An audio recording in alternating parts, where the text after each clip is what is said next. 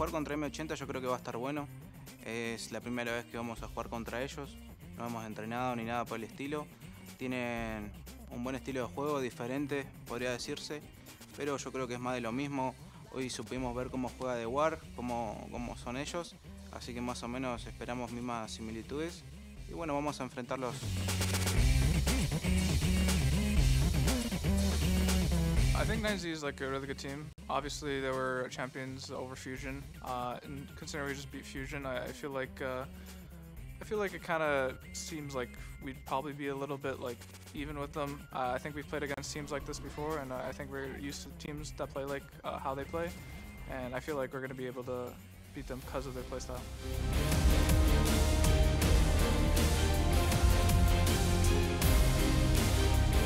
Yo creo que hay muchas personas que tienen varios favoritos. Todos los equipos acá llegaron en buenas condiciones. Todos merecen el mismo lugar y están todos en busca del mismo sueño. Así que yo creo que está para cualquiera. No nos podemos dormir en el sentido ese. Así que nada, estamos listos para eso. I think the LATAM teams are like 3 steps behind or like in front, maybe even with some of these other North American teams. Mainly because I think they're champions. You know, they proved that they can win, and I think they're very good. But I wouldn't say they're on our level now.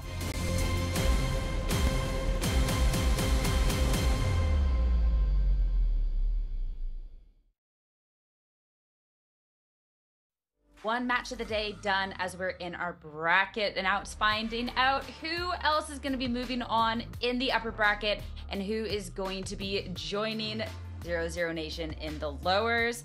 It is going to be M80 going up against 9Z.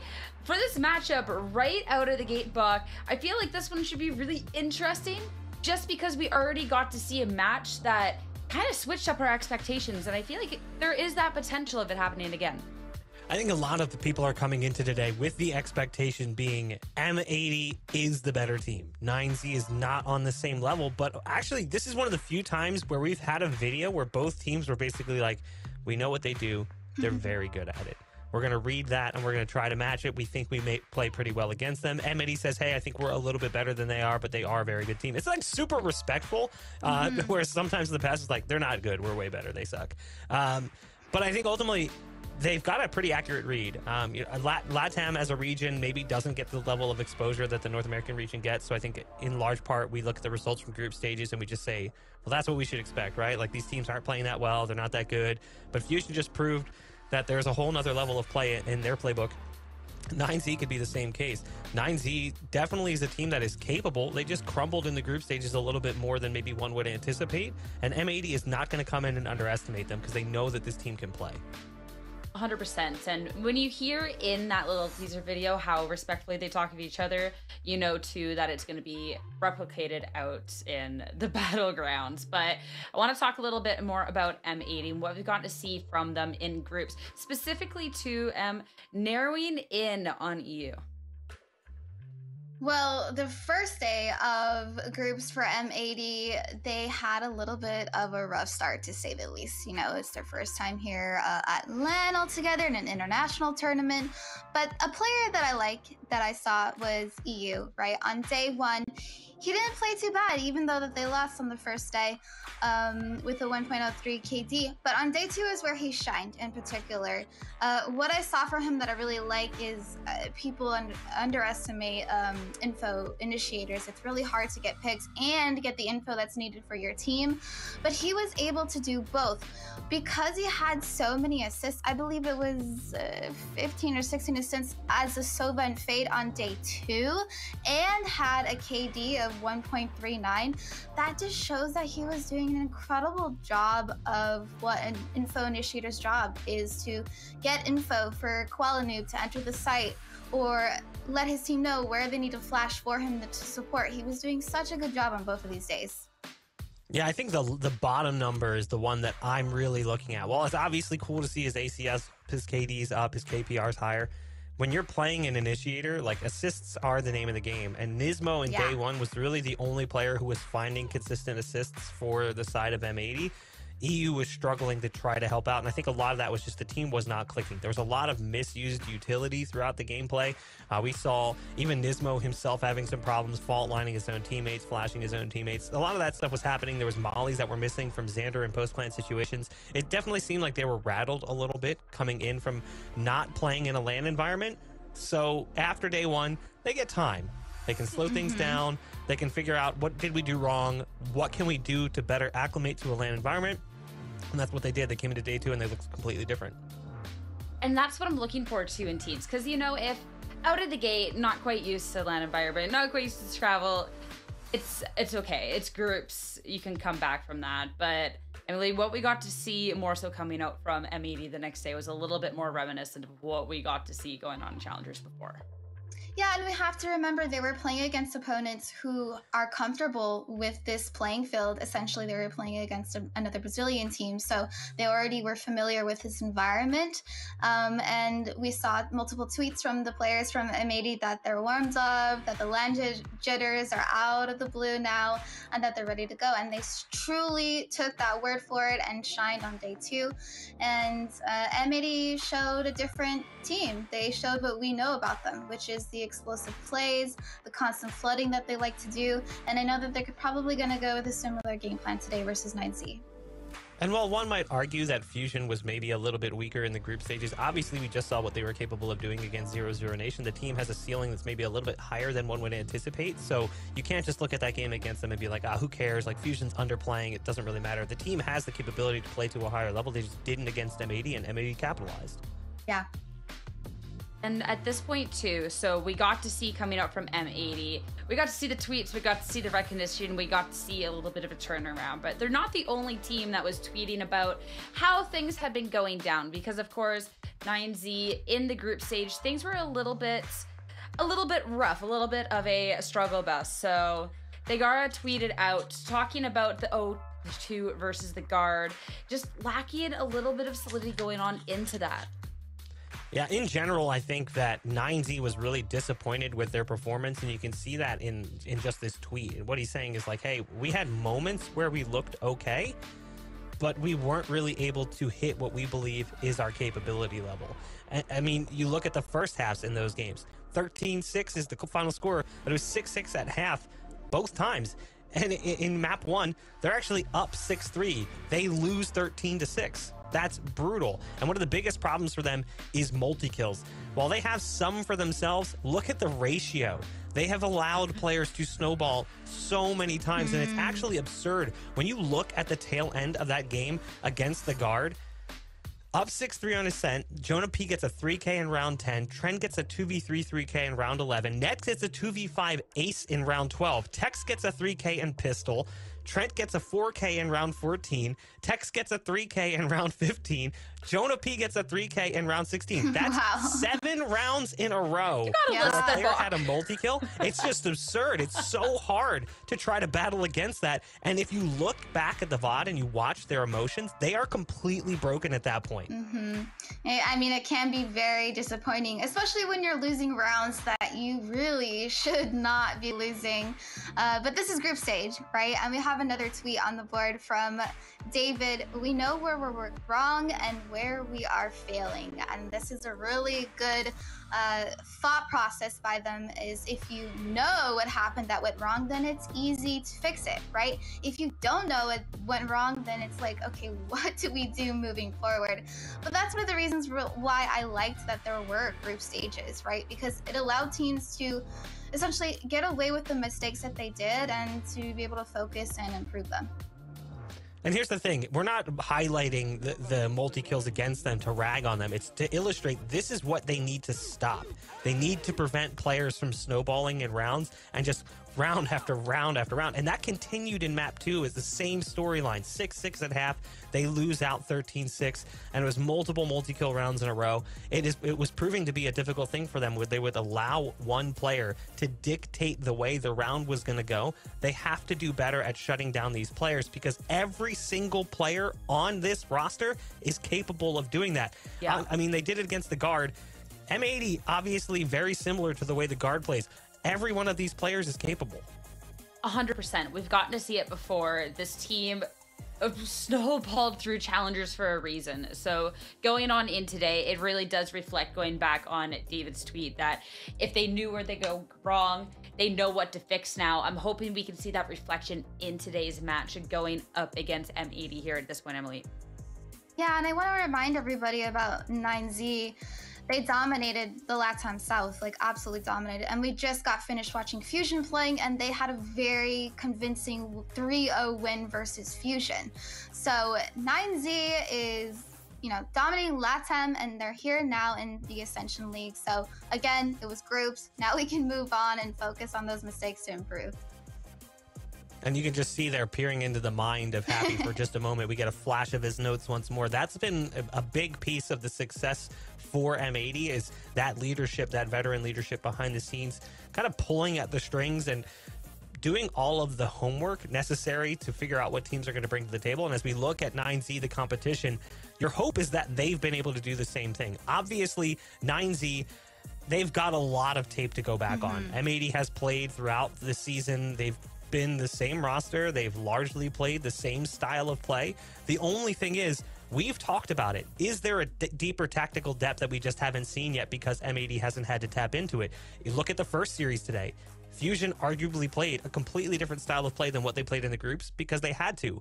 Is that going to be a thing that could come out from both of these teams? Does 9Z have something like that up their sleeve? Could they potentially come in and say, oh, surprise, like we're so much better than what we showed in the group stage. We're like almost a different team. That's certainly possible, and it could catch both teams off guard. I think that this one is maybe a little bit more coin tossy than people expect because of the fact that you just don't know what's going to come to the table from either team. Well, something that is going to come to the table that we don't have to deliberate on will be our map picks and bans. And figure out where it's going to be starting. 9Z is going to be able to get this first pick here, start things off. And this one, Bach, we're going to be going to Split. The Split pick makes perfect sense. It is a map that 9Z has liked. They've played it 7 times leading into Ascension. They picked it 5 of those times. M80 selecting Lotus is also not that big of a surprise, although they did start out banning it. They've been leaning into it a little bit more recently. I think the thing that I'm actually concerned about when I look at the picks and bans, though, is actually the first ban.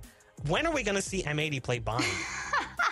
Yeah, that's been their first ban for how long now? I want to say maybe both splits. We haven't forever. It feels like forever and ever. Yeah, and that's okay. I mean, as a player myself, I think that's fine because for M80, they heavily rely on these takes and aggressive plays and explosive floods, and that's a lot of things that they have to go over and dry run. So to cut out one particular map that you don't have to waste time on is good, and a lot of other teams are good on Bind. So for that to be their ban, that's fine, but we have Split as the first map. And considering too that we've gotten to see a couple of different looks coming out in now that we have our bracket, do we think anything, Bach, changing? We got our agent select. You know, for M80, it's tough to say just because we hadn't seen a whole lot from them. As we take a look at the agent, it looks like it's mostly the same with maybe a minor swap. They're going to be bringing in a KO for Nismo, whereas in the past they were running a Raze Jet, but this is the old comp. So during the playoffs, they ran that combination with the duelists. Now they've gone back to what has worked for them in the past. 9Z, you know, it's tough to say because it's just not, maybe not a map they play a ton of. Maybe if they don't play a ton of it, we can get a good preview of it now. We got our agents, we got our match, and we're gonna go ahead and head over to our casters, Dust and Shift. Take it away. Yeah, it's interesting, I think, to see M80 go from winning in the grand finals with a different composition, playing double duelist, to now going back to double initiator. Any kind of thoughts on that play style? Maybe what 9Z is going to be bringing us here, Dust? Yeah, I mean, 9Z is another team that likes to play a very up-tempo playstyle from Latin America. I would say prior to this event, I felt like they were a more fine-tuned team than a team like Fusion. They were a little bit better about being organized in how they played their aggressive playstyle, but obviously had some struggles in groups, no doubt about that. And so, yeah, we'll have to see, you know, what they're going to bring to the table, because this is a map that M80, while they haven't played it often, when they have played it, they've looked very sharp. Very true. Let's see how they go. First approach already on the way in. Not really fully committing yet, though, as 9Z. They're having a little bit of trouble getting through ramp side, and they will eventually continue to try to push this one through.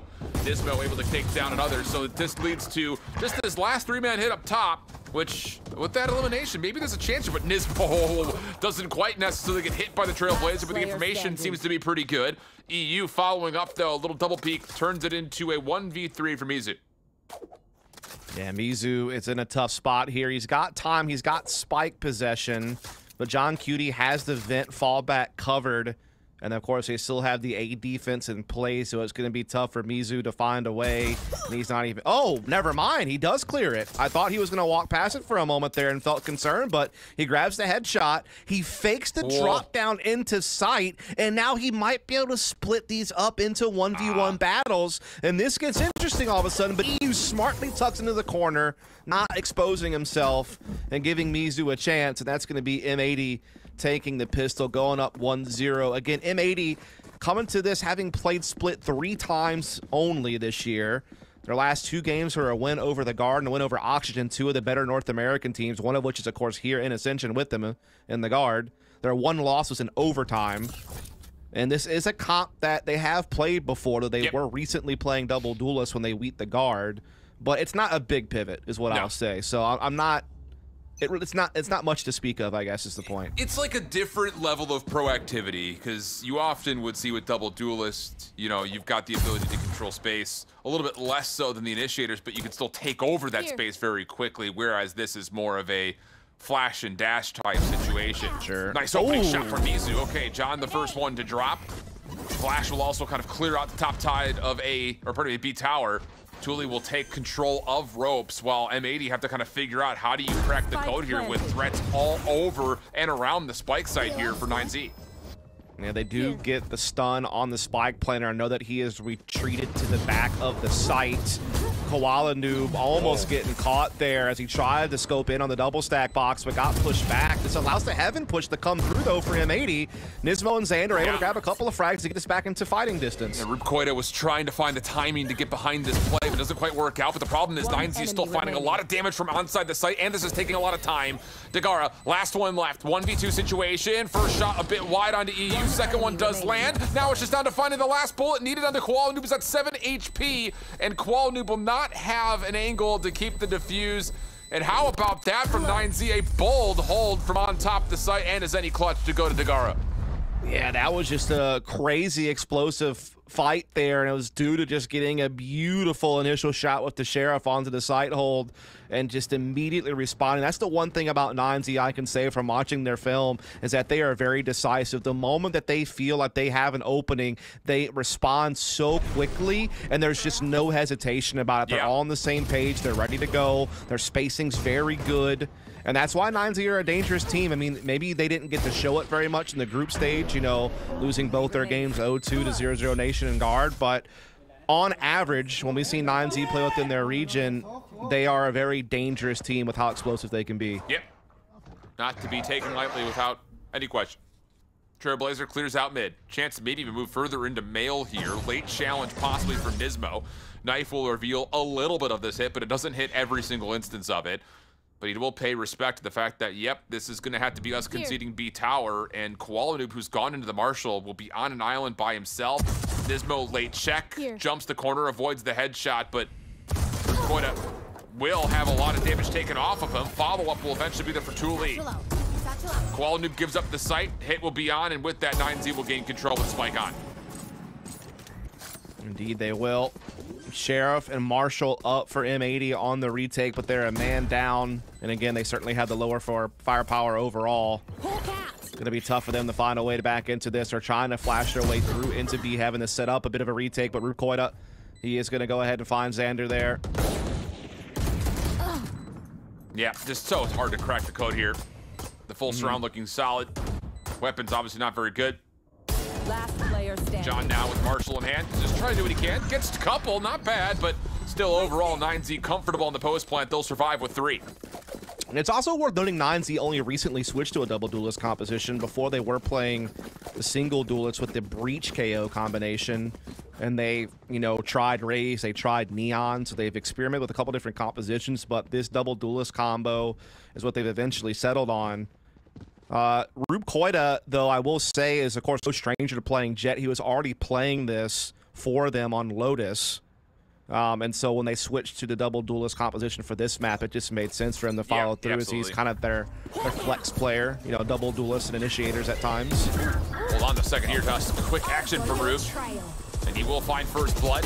Finesses his way in towards Mail. John under pressure, not able to get out in towards the sites. The defense completely overwhelmed. And how about this start from 9Z? They're getting away with everything, and they've played with a little bit of different tempo changes here since the opening pistol, keeping M80 completely off guard, and now it's a 3v5 where M80 may just have to concede this. Indeed.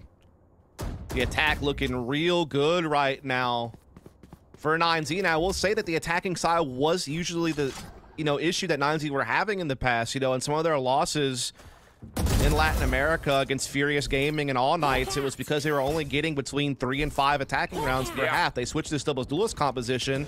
They're able to start, you know, getting 6+ attacking rounds and really start to kind of, you know, use their aggressive play style a little bit more effectively by having more of that dive composition of the Raze and Jet. And so far, so good here against M80. They have gotten rolling very quickly here. It looks like they're not even going to let any weapons get saved, it looks like, right now, which is a problem for M80. He only able to get one there. Only one rifle sticks around. So I'm back and forth between those ropes. Like, that was too funny, man. Just had him pinned down. Nothing he could do. And this is a little bit worrisome, because I would say the defensive side on split for M80 has normally been really good. They usually get 7 or more defensive rounds. In all 3 games they played in North America, 7 was the least amount of defensive rounds they got. So this is definitely not the start M80 we're hoping for. Yeah, the thing too is it's been in the form of how they've lost both the gun rounds, or I guess just the solo gun found for now, is it's just right off the rip, 9Z getting aggressive. You know, a couple of the first bloods, you could look at it and say, okay, well, you know, if we just don't get headshotted by a sheriff, maybe there's a chance for our defense to get underway. But outside of the couple of anomalies, 9Z have had a really good approach, and it's completely, I think, foiled a lot of the set default plays that we normally expect from M80, especially if you think back all the way to when they played this double initiator before, which largely came off the way of getting a little bit of information early and then taking over the map wherever 9Z would not be. But this time it's just 9Z, kind of the proactive squad, just saying, we're going to hit this, we're going to hit it hard, and see if you can deal with it.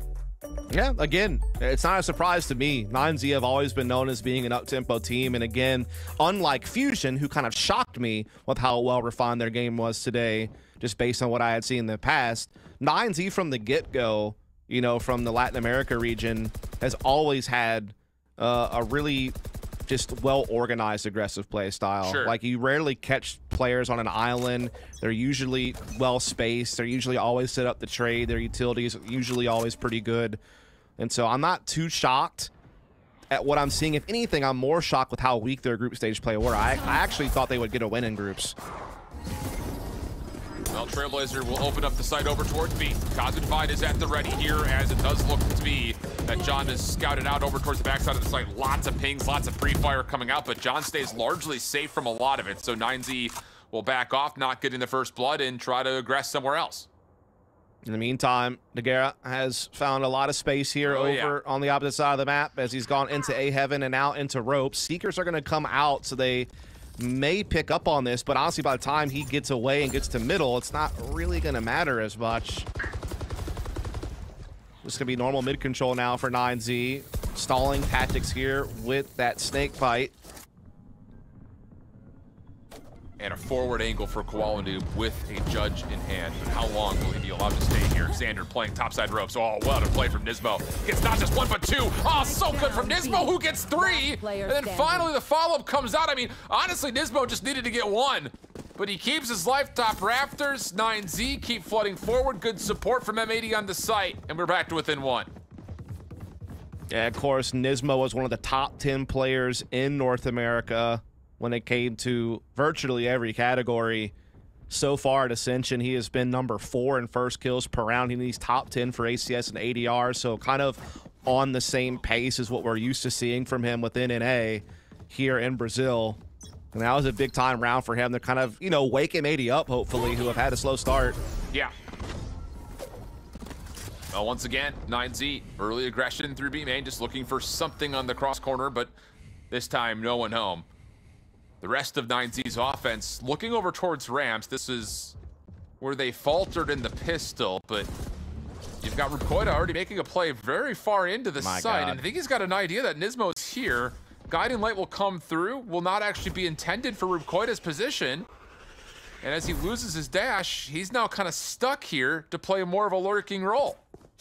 And I want to say they heard him cross the cage, so they should know that he's potentially underneath Heaven. And yeah, there it is. Nismo able to sniff it out. Xander playing that same Raptors position that Nismo was holding from the previous round. Brilliant snake bite, as you said. Slows down the B Heaven push, allows the defense more time to rotate. Null Command also being spent here. Defense is going to go aggressive to retake tower, and it works out beautifully. Okay, flawless round for M80. And I will say a lot of that does start with the fact that Rubkoita does not get away with that lure, because if he finds a kill there or just delays the gunfight even longer, M80's defense will be under stress of possibly having to rotate, but the gunfight goes the way of M80, and now 9Z will have a chance to talk about it as 2 rounds in a row come through for M80 convincingly. Yeah, it took a moment for M80 to settle in, but I feel like the timeout as well as recovering their economy has really been a nice combination to kind of let them, you know, start to find some control in this game. They've tied things back up 3 apiece. Now they have 9Z's economy, you know, in a bit of a tight spot. They're still able to full buy here, yes, but if they lose this, they're saving. And even this buy, they're going to have to really be careful about it because the credits are, you know, pretty vulnerable. They do have Blade Storm available to where maybe, you know, their Jet can drop a weapon across and, you know, they still have a reasonable buy. But outside of that, again, got to really think this one through as they are going to take the timeout to have that extra chatter about it. Maybe try to figure out what's going wrong. They started off so hot out of the gate, but now they've been, you know, getting slowed down. Their lurks aren't as effective. And so they're going to have to make the adjustment. They are getting a lot of space to work with, though, I'll say. We talk about the Cypher lurking all the way through ramps to get towards vents. That's mostly seen out by the Seekers, so you can't commit to playing through tower anymore. Nismo also gets 3 in the round, which is obviously very critical for M80's defense. This round, Rubkoita, again, lots of space to work through over towards A, but it doesn't work out. And it almost feels at times when you watch M80 play this map that they're saying, take that space. We want you to have it. Kind of lets them manipulate the map in a very different way than normal. Trying to control everything, you just overwhelm certain areas and play to respond in others. As this time, there's a 3-man initial defense for M80 over towards A. Quick hit for 9Z over through Mail and Vents at the same time, so not committing to either site yet. Yeah, I feel like M80 are purposely playing back because they want to just be able to hold Raptors B, or they want to be able to play retake A as need be while still maintaining control of A Heaven. If they have to give up ramps in sight, fair enough, but they want to make sure that they have some type of foothold to launch a retake from. They know that 9Z is going to be playing a very fast-paced play style. There's 2 different ways to approach it defensively. Either A, you disrupt it, or B, you have to be willing to give up that space and play the retake, you know, if need be, and not get isolated on sites. Yeah. And since John is earning the Cosmic Divide, they've opted to play retake, largely, I imagine, off of that. The thing is, there's a lot of tools now for 9Z. Even though they are on a lighter buy, Showstopper blades out. EU just trying to stay away from the site, and he will successfully keep his life as Thule will clear out backside dirt. So now it's on to M80. Oh, wow. How do you use this Cosmic Divide to try to retake, especially as 9Z have one of their own? Thule's paint shells locks down backside dirt. 3 members would have to try to challenge us. Can Thule get anything? Flash is on the way in. John able to get one. David stepping up. That's not bad for him to find another on return because now Mizu gets the read, and the numbers will stay level. 3v3 we go. Null Command gonna be unsuppressed as the Cosmic Divide will now be used for the defense to work their way in. Problem here is the time, though. Not a lot of it remaining. And Room's gonna go to the knife for headshot on the John. Follow it up with the right click. EU last one left, but just no time left. And 9Z will win a critical 7th round, putting them up 4-3. Indeed, they will. I almost feel like that Cosmic Divide was like a sliver off. I almost feel like they wanted to play it in such a way where that couldn't happen. And they left just enough room for it to be able to happen, where a knife could come through on the diffuser. This initial back halls fight wasn't too bad. It was just Mizu being able to find Koala Noob, and then that happening right there from Rubkoita that really shook things up. And so now we're kind of sitting in a little bit of a back and forth affair all of a sudden. Right into it. Viper's Pit will take over the middle of the map. Some spam being sent, but M80 will stay safe from it. And now there's a new problem that 9Z will have to figure out is there's also not just the Viper's Pit. You've got an operator watching down A ramp right now for Koala Noob. Yeah, he's got a very good forward angle for free, and until someone does something to unsettle him, he's going to be able to continue to hold this angle and allow them to have this stack towards middle and B. Now, there are Seekers available to perhaps clear out Viper's Pit with, or to just push onto B site with, but at the end of the day, the numbers certainly favor M80 positionally. Well, 9Z are going to take their risk here and try to go into a commit towards B main, but John just takes an aggressive angle. And that's good enough for an opening first blood. Trailblazer guiding light to follow up. There's those Seekers you mentioned. Paint Shells helps on this approach. Thule, first one in. Gets one flash to the corner, but Xander does put together some sort of a response. 3v2 situation, but John still staying alive on site may be enough. And yeah, sure will be. It's 3 in the round for John, and 9Z never really get back to the front door. Yeah, I mean, this has to slugfest, dude. I'm not surprised. You have two teams who are willing to play tooth and nail every single round. You have two teams that are not going to waver. They're willing to fight head on and play that up-tempo play style, and so you're seeing just a lot of swinging back and forth. That time around, M80 does win out on the trading exchange. They got an early read with the Trailblazer on main, but it was going to be a heavy B hit. EU throws a nice guiding light in there, kind of slows the thing down a little bit. And I will say EU has been so damn good so far. A little bit of a tough first game, but then really fought back well against Fusion. He is top 5 in the tournament so far in most categories. Of course, he's always been a strong initiator player in North America, so no surprise, really. Heavy utility focus here for the defensive M80 through mid. Kind of allows them a chance to contest mid if they would like to, as they, I'm sure, are very aware that 9Z are on a light buy. But these Sheriffs can still pack a punch. Mizu also has the hero rifle. And EU is going to come into contact with a lot of this from this position, you'd think. Yeah, he's going to be kind of watching the crack, but of course the cage and the flash will allow Mizu to get space onto site. That's going to force EU just to kind of concede, allow them to have it, and just, you know, force them to have to play the retake here. With an op, though, Koala does have Blade Storm, so he can pop that and be more effective in the retake if they feel like they need to, and yeah, there's the he has pulled them out. Smart. So how do they want to crack the code here? Oh, how about that little dash and updraft bait? Rukoida at least allows Thule to get one, but the trade is decent. Neural Theft will be spent for Dagara. Lots of information here as far as how the offense can play this post plant. Mizu's looking to get frisky up top. Dagara just trying to watch the cross, but Kowaldim keeps landing on the knife, dashes forward. He's going to get more, leaving Mizu by himself, and there's nothing he can do out in no man's land. And M80 will get into the lead 5-4 up.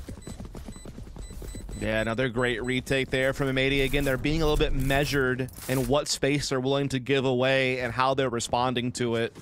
Obviously, that round they had a massive firepower advantage, plus the ult of Koala Noob coming into play.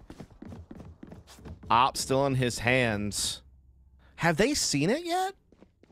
I don't think they have, no, because the first he Blade Stormed pretty early. Yeah.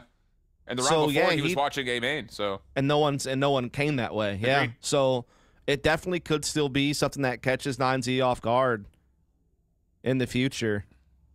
Unless I'm mistaken, they did happen to catch it at some point. I can't think of anything in the last 2 rounds. Well, now they know. Well, yeah. You know. That's like the most analytical caster curse we could have ever. I mean, it really doesn't get worse than that. Deep Fragment will actually push 9Z all the way back over towards sewer entry. Heal will get everyone back to at least full technical health, but a lot of armor has been cracked.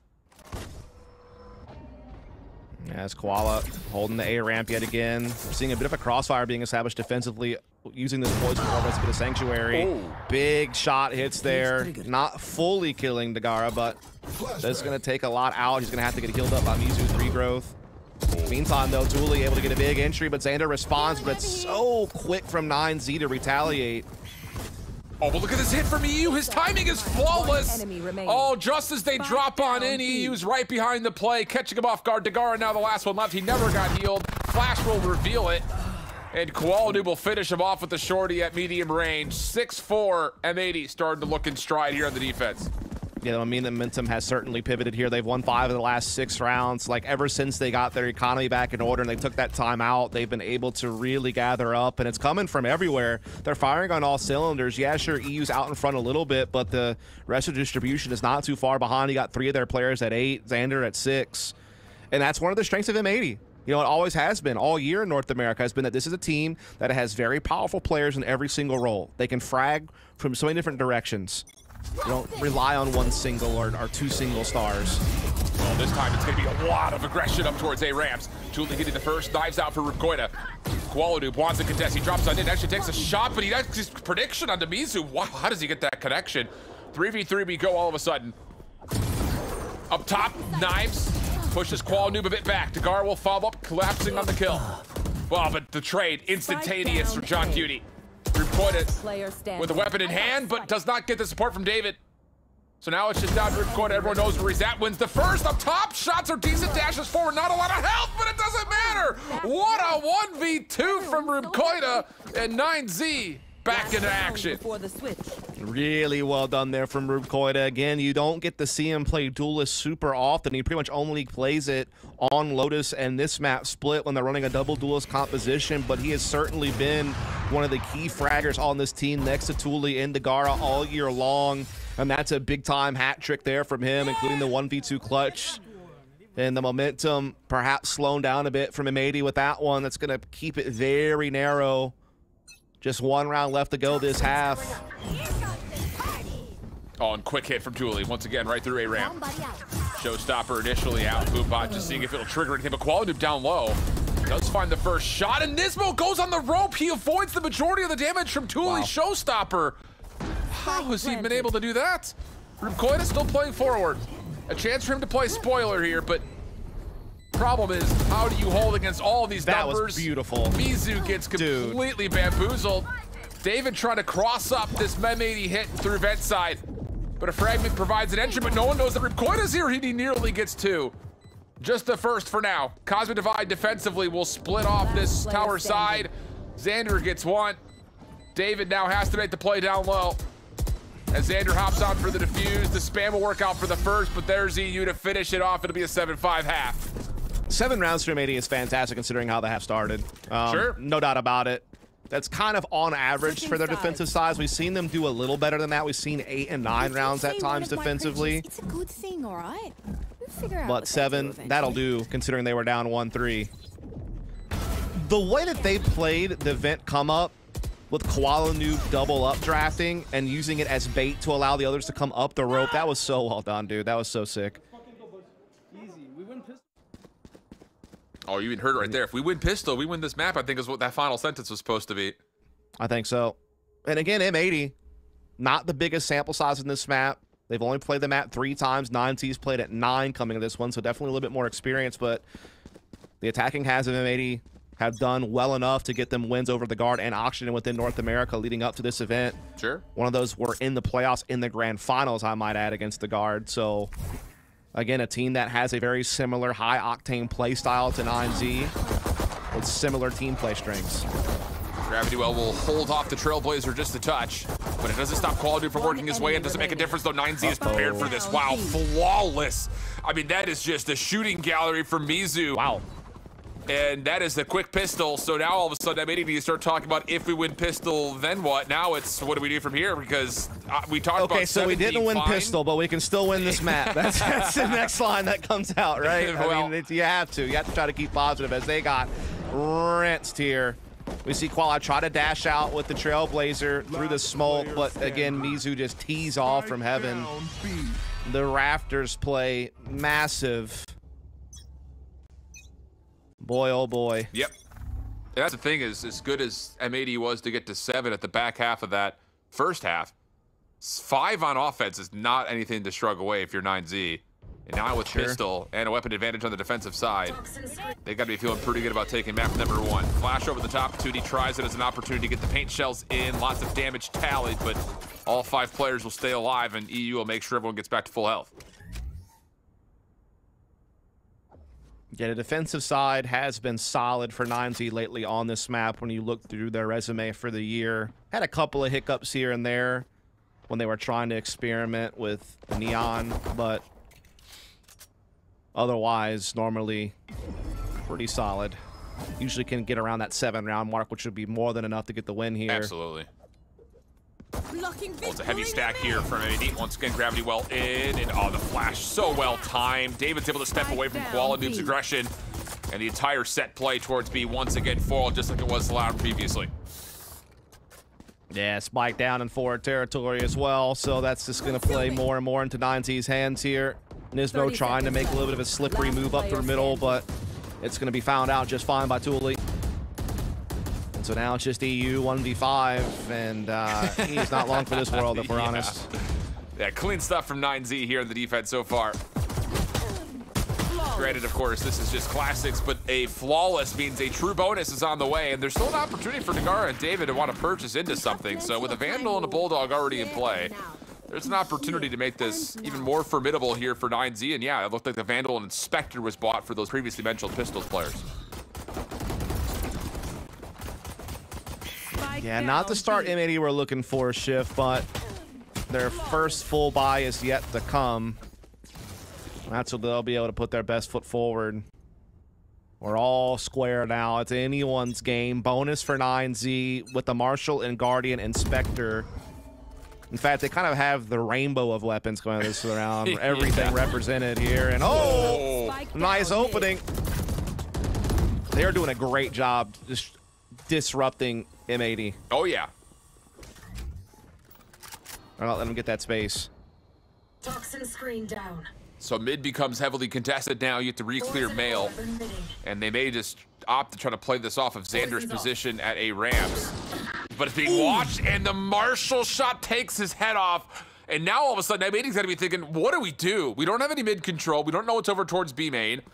We just got sniped by a Marshall, and if the job's not done yet, another shot hits. Nagara's there to follow up with another elimination. And this buffet line of weapons is doing the job right now for 9Z. M80 still not fully into sight. It's a 2v4 situation. Nagara sees that it's going to be a commitment, so here come the reinforcements. And M80 are in an absolutely terrible position. Nismo, it would have to be a 1v4. He's got a lot of time and the spike, and a couple of solo chows here. Hold on a second. 30 seconds now to the 1v2. Here's the double peek. It's the second. Oh! Are you kidding me? Nismo gives M80 a fighting chance with a 1v4. Oh, he has breathed life back into them, that's for sure. No doubt about it. What a clutch. And I will say this, Nismo was tied for second in NA for clutch percentage throughout the entirety of Challengers. So for 7 months strong within his region, he has been known for his closing capabilities, even in tight moments like this one. And so, honestly, if anyone was going to do it, you put your chips on Nismo. And you have to feel like that just, you know, again, gives them a bit more vigor. It just gives them a little bit of something to hold on to after what was kind of a tough start to the half. I'll say. Wow. Wild. Talk about injecting life. Yes. Now M80 fully stacked over towards A main. You have Thule guarding. Nearby is David up top. This Nebula will fade, and I imagine the toxic screen will then go up as the approach towards ramps will likely be on the way. There's the Nebula down. M80 looking for someone to shoulder or peek through ramps, but not going to happen, not yet. And everything will stay silent over towards A, but there is a rotation early from Mizu. Yeah, I mean, the thing is with Koida having such a forward angle on B main, they have a lot more flexibility to rotate to A and mid faster. It's going to make this take harder, but don't tell M80 that, because they're just finding the entries no matter what anyway. Big opening sequence there. 2 members down for 9Z as this fight goes down. So despite having the advantage of having a good rotation, they have been swatted off the site. Yep. Julie was just put out of the picture completely. Op still in play though. Rubekoida gets another. That will trade over. And the spam through the screens does take Koala Noob down to critical health. Nagara though does get fallen over towards ramp side. Koala Noob takes care of Rubekoida, leaving Thule now by his lonesome, and he says, I'll save. Or try to. You got to imagine Koala Noob was shivering his boots a little bit there when he saw that spam come through the billboard for a moment. It was right on him. Yeah, sure was. Took him down quite nicely. If the kill happens, I mean, you start to wonder if 9Z could flip it, but he somehow survives. And then his teammates come through. And M80 are getting a hold here. They've won the last couple of rounds in a row. They've had tough starts to first each half, but they've recovered nicely each time. And this should surely be double digits here with full rifles into nothing but Sheriff. Seekers are at the ready, though, close to a showstopper's Thule. So Tools are close. And there's going to be a heavy stack for maybe an A-Ramps check here for 9Z. Qualanoob's in the way. Flash is out, but it's really going to impede both sides. EU, yeah, I don't know if that was I'm blind, flash you're or just blind. counter flash, but yeah. He's blind, we're all blind. I mean, that was awkward. Ice cream. Yeah, that pretty much, right? I mean, that was a tough one. M80 come out on top, though. Obviously, had the firepower advantage, was certainly helpful. Gar and David, last two left, going to be playing a little bit of a crossfire over towards screens. Last player standing. First chance missed, and there will be no further chance after that, most likely. Like, man, just let me get this orb. Golly, he's not having it. Not having it, but it is still a flawless at the end of the day for M80. 9Z calling the timeout. Good time to do it. Yep. They're back onto a full buy. M80 are starting to hit their stride, 3 in a row. They're starting to near that map point situation. If 9Z lose this round, they're likely either having to like do a halfway approach buy and potentially concede map point, or you're forced buying the rest of the game. So this is definitely the critical moment to talk things through. I was going to say, this is a must-win round here for 9Z. Yeah, I agree. I think so. Are very close to it. Yep. So what do you do here? Because a lot of the opening utility has been sourced kind of over through mid. Lots of focus for 9Z in that direction, but now you've hit 2 A defenses really kind of crumble before they could really get much of an effort. I mean, M80's really done it well in kind of dissecting the site down a touch here. Do you spend extra resources over towards A, or do you try to, like we kind of mentioned in the first half, kind of don't bother contesting so much early and try to play for retake? It's just tough because, again, when you're playing up against a fast-paced team like M80, and again, a pace that NZ are used to playing in their own right, there's really 2 different ways to approach it. Either you disrupt them by taking forward space and being active on the periphery of the map, or you have to have, you know, the ability to fall back, and you have to have a well-designed retake, a well-orchestrated one that you know how to run effectively, whether that be through dry running or just through practice or through officials and experience having done so. So they could really go either way, I guess is my point, Shift. Like, I wouldn't mind seeing either one, you know, whether they want to try to be a little bit more proactive on A-Ramps again and try to fight it, or whether they want to, you know, pick another place. Well, and then just have to trust in their retakes. Looks like we're going to get our answer here as an opening guiding light to get 9Z deep in towards mid, and look at the utility stack defensively at A. Astra Stars, double trap wires, alarm, or the spy cam all playing over towards A. Seeker's also going to be used early. That we'll see. Yep, everyone's over towards B main, and that's going to be enough for M80 to say, we've got to go now. So here's the Trailblazer. Here comes the follow-up hit. No one going to contest off the rip. Just a couple of spam shots through smoke. No one's going to be tagged by this. Spike makes its way on. Nismo going to go for the plant. Vipers, but here to assume the position. And even though there is an opportunity for 9Z to stay safe on tower, how do you crack the code of getting in? You've got a showstopper potentially to be used here. That may be the call. Here's the first bit of utility. It's all going in towards Viper's pit. Julie will get one. Nismo will drop. Follow-up from Julie is so darn good. He's going to get 3. Paint Shell's re-earned. Xander's stuck in the corner, but he keeps his life and he finds a kill. Hold on a second. He's still got a snake bite to play with for this 1v2. Rubkoida on one side. Shorty's out. Gonna hit the shirts for the first one. Xander off the reload. Not gonna be able to lock down Mizu, who gets him with the classic. Time will be close, though. Not close enough. Yeah. Maybe if he could have bought a couple of more seconds. Indeed, a couple of more seconds. He would have been able to do it. Nice try. But for one, I don't like that Qualanoob stayed boosted after he was spotted. And yeah, it just got tough. The showstopper disconnected and did too much damage. And that's really what it boils down to. You have to respect Xander's efforts here with the shorty. But Mizu able to grab the classic frag there and have just enough time to get this defuse. I thought it was also a good call from, you know, once the Seekers come out defensively to just immediately pounce onto the B side. That was a good reaction from M80. And then, you know, Viper spit down, all that jazz. I mean, good calls all the way through, but 9Z just had a brilliant retake there. Still a full gun round here, but the must-win round for 9Z does come through. A stressed one, though, as Knives will be out for Rubkoida. Knife will reveal his presence, but no follow-up as there's still a little bit of assistance in the mix from Mizu.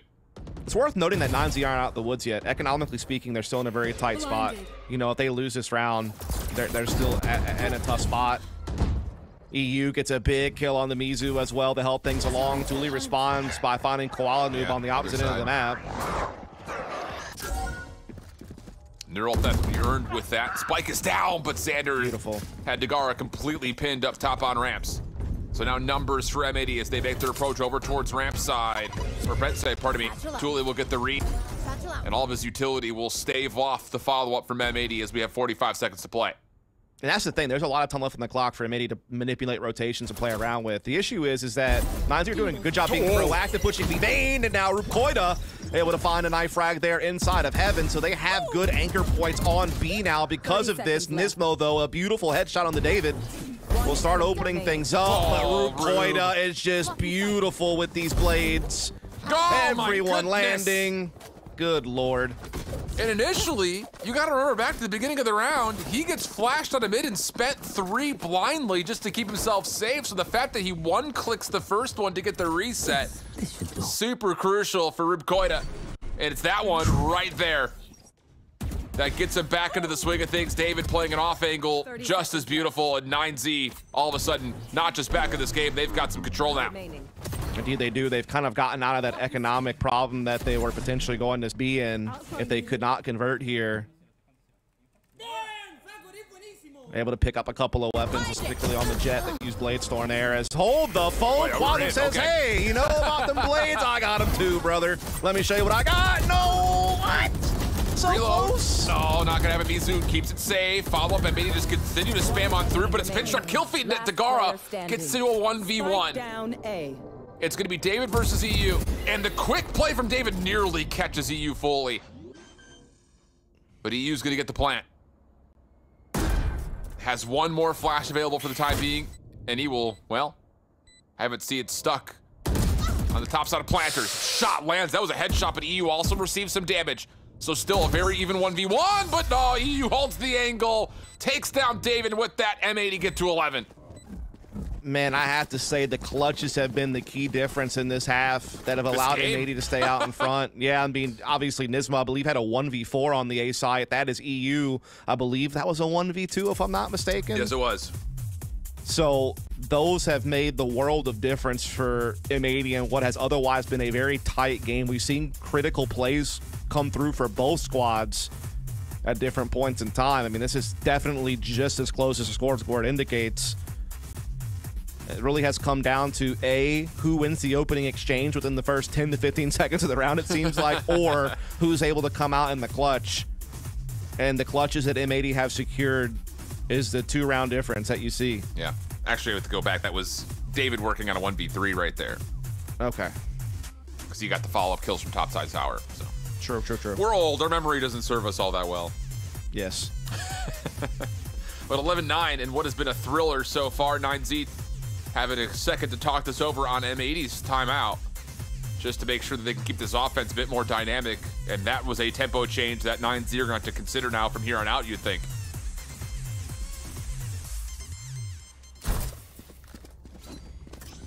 And it is going to be 9Z right back into a low-buy situation as M80 go for map point. They do have Thule on the Phantom, who has been their leading cast member next to Rupkoida so far, as he so has often been throughout the year in regional play. Toxins going up. Early Toxin screaming with Koala Noob over into Cubby. Spy cam deleted. Poison Cloud once again affirms control here for M80 over towards A. 9Z, well, I won't say they're happy to let this happen, but they're in a good position to respond to any further A ramp aggression if they do decide to commit, which we obviously know they will not. Man, starting to get a little bit their feet wet out in the middle on the attacking side. There's still potentially this B-lobby duel that could break out at any moment between John Cutie and Rupkoida, who are, you know, both holding angles here. Rupkoida playing a little bit more of the passive one, though, so it won't get detected right away. But it could still be very much a problem. Oof. Gets a body shot connection instead of the head. David up top. Drops into the site. Flash there for support, and David will blindside one.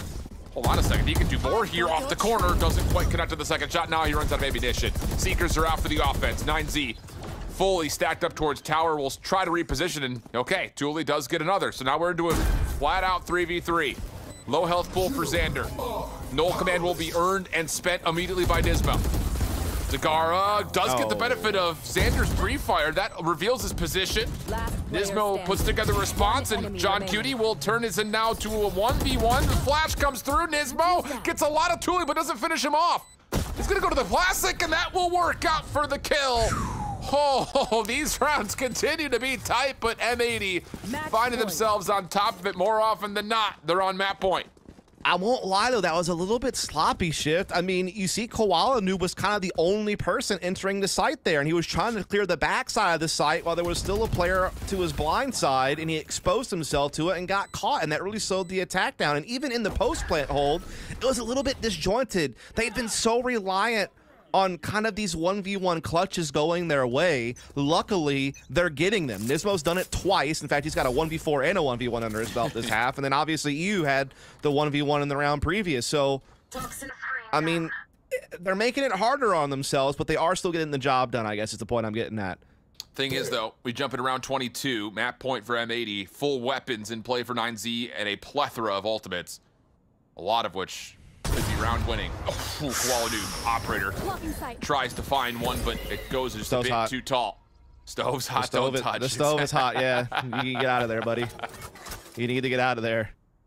As we are going to see Rube Koida get aggressive at middle. He's taken this corner a couple of times, and it's never been spotted because they've never played into it. Poison's off. He might even chase behind one of these Seekers to try to make a play, but the Sewers one will get picked up upon there by John Cutie. And oh, that does prompt Rube Koida to try to get a little bit aggressive here. And he's found it. Struck gold. And now M80 have to commit to playing in towards Xander once again. After the Seekers come through, they are going to try to go quickly, but Mizu's in position. Takes down Koala Noob. No chance for that operator. Well, actually, hold on. Nismo's going to pick it up. So maybe a weapon swap came through just before that hit was underway. Trailblazer defensively will clear out ramp side. EU gets one on site. Xander pushes further forward. Showstopper out for Thule. Tries to send that in towards site, but there's no one home. Now the re-aggression as Xander is cleans up through screens. How have they managed to pull this back?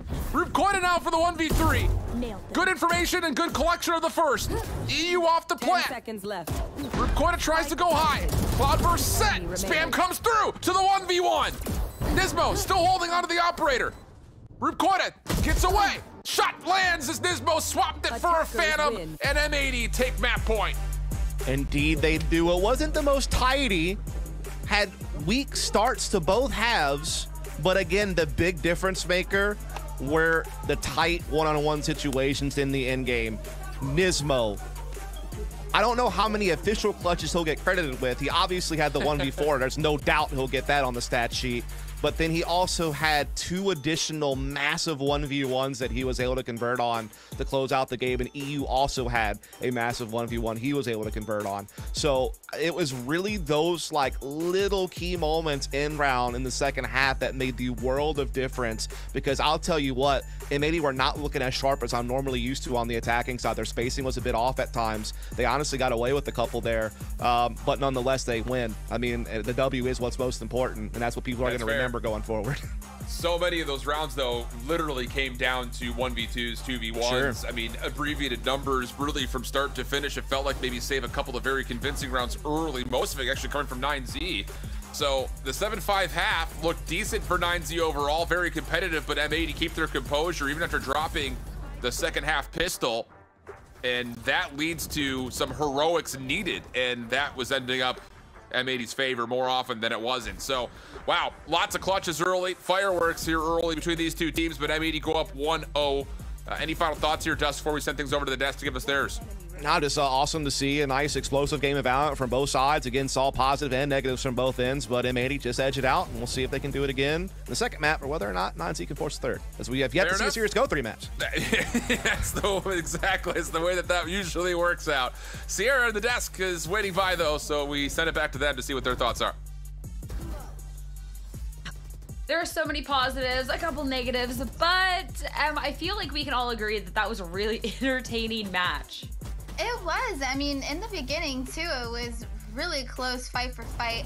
It wasn't until we paused, 9Z paused, sorry, at round 3-3. They did a really cool Cosmic Divide towards the B site, which excelled for them in getting the spike down, diffused, sorry about that. But for me, the star for the team for 9Z was Rube Koida. Rube Koida was so good for his team. And he almost had that clutch there in the final round as well.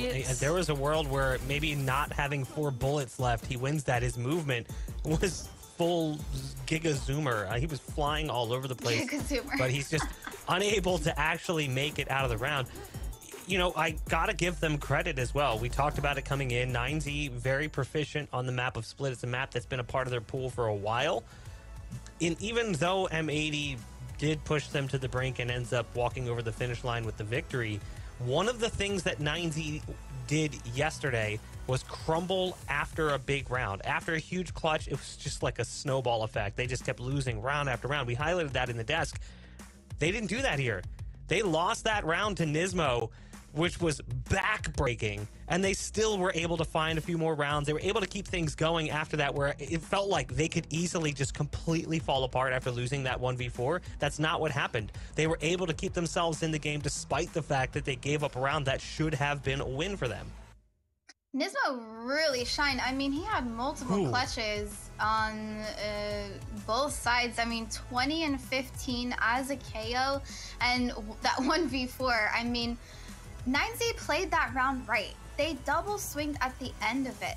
But Nismo is so good and he was so clean and ended up killing them both, winning that round. That round was crucial, like you said, Bach, because it really gave his team some hopes. 100%. And bringing up that round, that was that difference maker, that momentum. Let's go back and reflect on it a little bit more here, because this was one that all of us sitting here, Bog, like, oh my goodness, what did we just witness here? And Shift called this perfectly. He isolated 1v1s. The first 2 kills should not have happened the way that they did. It was a quick peek coming from ramp on the initial one. That second fight, though, was maybe a little bit of a mistake coming in from 9Z, overextending and looking at the situation thinking, oh, it's still a 1v3. There's no way we can lose this one, right? And then just good positioning from Nismo to isolate a sort of 1v1, a pseudo 1v1 with a player in Cubby. And he just gets a little bit lucky on the swing. I mean, he kind of walked into the path of the crosshair, not directly, but he gets his recoil under control in time and ends up getting a huge clutch. That was a pivotal moment for M80 as well, because they really needed to win that round to prevent the lead from slipping away, and they managed to maintain it and continue to hold on to it until they find the win. Especially, too, before that round, it was really tight between these two teams. And sure, we ended up getting a game that did go pretty far along, 13-9, so nothing to scoff at. But it was definitely one that would have been a lot closer, I feel, had it not been for that one round. That one play, highlighting back to what was talked about beforehand with these 3v1s just being given away sometimes. I also really like something that M80 was doing, which was leaving Kuala Noob with the operator holding down the site.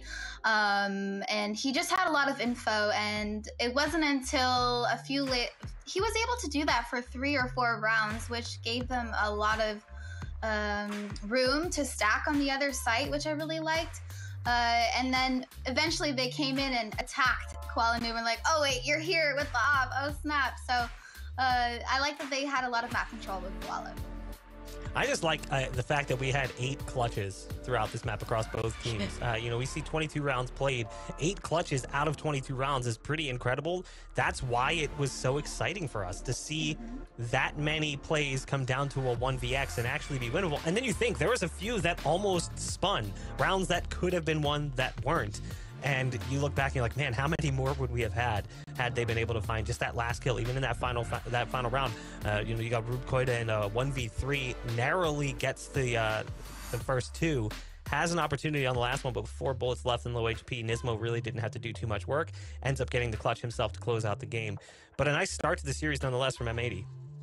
Yeah, and I'm really excited about this one because I feel like with those moments that we saw, the fact there was these clutches, the fact that there was these moments, that this could be that series to be going into that map 3. We'll have to see if M80 can be closing it out in their next map. We're going to be taking a short break. Don't want to miss it.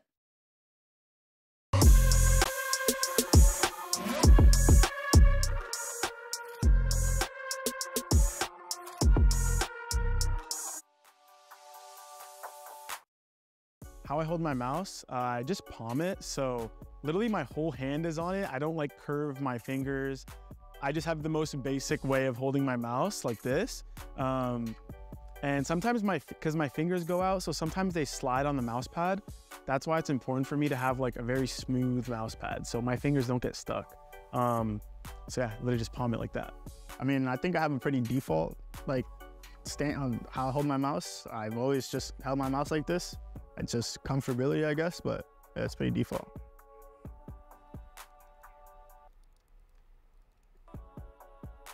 Like that. I don't know, it's comfortable for me. I hold it like this. Siento que es más cómodo, no sé, así siempre lo agarré. Okay, it's like I like palm it, but then like I claw with my fingers. Like it's like palm, but then claw with fingers. So it's like a mix. It's like a hybrid, I guess. I don't know why.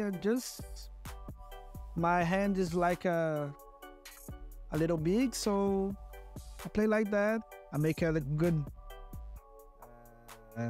adjustment on the mouse. So I like since I was a kid.